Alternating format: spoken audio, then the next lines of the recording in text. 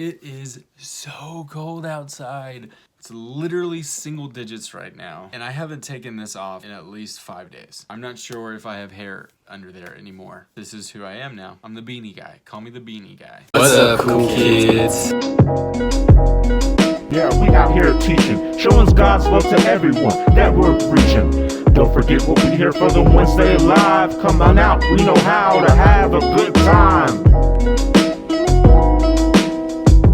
So when I was in 5th grade, I was in a homeschool co-op science class. Shout out to the homeschoolers. And during that time, I became friends with a couple of people. There's especially one kid I became good friends with, and we had a lot of fun that year. Then we went home over summer break and we came back in the next fall, and I was kind of assuming that we were still friends until I show up to co-op that day and I say, "What's up?" And he looks at me like we never even knew each other and basically just kind of ignores me. That guy would go on to be pretty popular in our co-op, and our friendship just never really happened anymore. And I used to joke around that he was my arch enemy, that he was like this enemy to me, and it was kind of joking, but also kind of like I was actually sad. Oh, poor Graydon. That explains so much about him. We all have enemies. Now, we may not think about them like enemies. Not all of us are quite so dramatic. But we all have enemies, people that we just don't like or don't like us. People who we get into conflicts with a lot. We just clash with them for whatever reason, whether it's our personality or our differences. We have bullies or friends that are no longer friends. Even on a global scale, as Americans, we're supposed to have enemies in different nations. Whether it's Christians and atheists, or Democrats and Republicans, or the people who said that the dress was gold and people who said that the dress was blue. Shout out to like 2013 or whenever that happened. We've all got enemies. You can even say we all are in relationship with our enemies, because you don't have enemies unless there was at one point a relationship. So what are we supposed to do with that? What are we supposed to do about this? And what does God say about our enemies? Aren't we supposed to not have relationship with our enemies? Aren't we supposed to break that off? Isn't that the point of having enemies? Well, maybe for most people, but Christians are not just most people, because we're called to live a different way. We're called to live differently, live the Jesus way, and Jesus actually had something to say about enemies. We don't settle for us versus them thinking like the world does. So let's turn to Matthew 5 and see what he says. You have heard that it was said, you shall love your neighbor and hate your enemy. But I say to you, love your enemies and pray for those who persecute you, so that you may be children of your Father in heaven. For he makes the sun rise on the evil and on the good, and sends rain on the righteous and on the unrighteous. That is incredible and absolutely radical. Okay, so the first point is this: enemy love is part of being a Christian. Jesus says it real plainly. We are to love our enemies. A lot of people treat the Sermon on the Mount as if it's like an optional teaching for super Christians, but that's not true. Go check out one of our old messages in the series, The King's Speech. We already talked about this. The Sermon on the Mount is for everybody. Jesus's words matter for our lives. If we're Jesus's disciples, then the Sermon on the Mount matters for you and for me. And in that, he calls us to love our enemies. See, part of being a Christian means that we love all, even our enemies. Part of being a Christian means we believe that every human was created in the image of God. Therefore, everyone deserves dignity and respect and love. And so in this world, we contend for treating people with love, even if they don't treat us with love, because that's the way that Jesus taught us to live. Now, one note here, Jesus does not say like your enemies. He does not say become BFFs with your enemies. That would be pretty much impossible. No, he says love your enemies. And love is different than liking.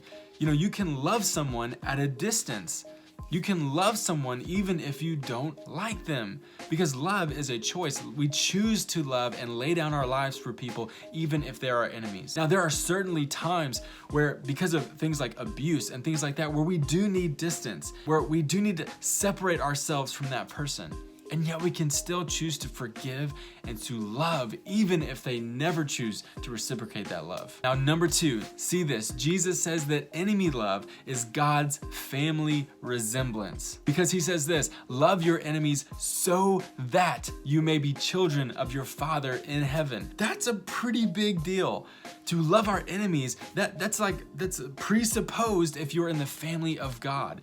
He's saying if you want to be children of your Father in heaven, you've got to love your enemies because that's what God does. So when we love our enemies, we look like our dad. When we love our enemies, we look like we're in the family. That's our family resemblance. You know, a lot of us out here, we really look like those in our family. When I think of family resemblance, I think of families in our community like the Browns or the Guilds. You know, Christina looks exactly like all of her siblings. There's this thing called family resemblance when we look alike. In the Christian family, when you're talking about God, it's enemy love. That is the family resemblance.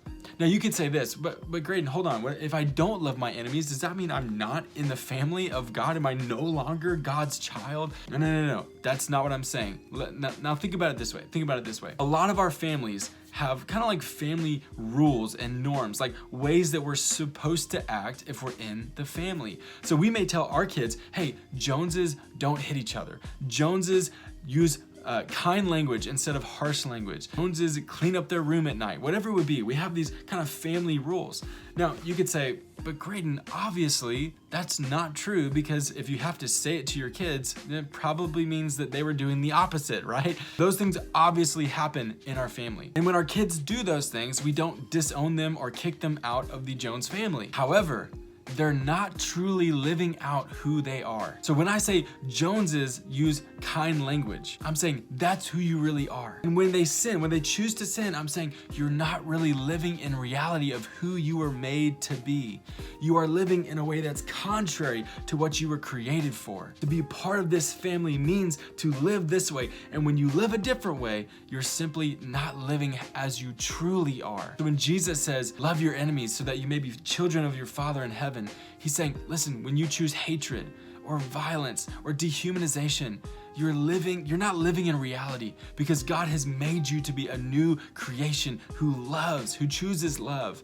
And so when you go this way, you're just simply not being who you really are. And Jesus is calling us up saying, now live in reality. Live the way that I've recreated you to be. So what would happen if the people of God really lived this way? What would happen if we started loving our enemies, and rather than returning hate for hate, we started giving them love? I think we'd see transformation not only in us, but also in our enemies, and we would turn enemies into friends, enemies into family even. It's hard and even impossible to imagine, but what is impossible with humans is possible with God. Thanks for watching this message, and because of the crazy weather out there, we're actually gonna be on Zoom together tonight, so reach out to Graydon or Isaiah if you need that Zoom link, and we'll see you tonight. Love you guys, stay warm.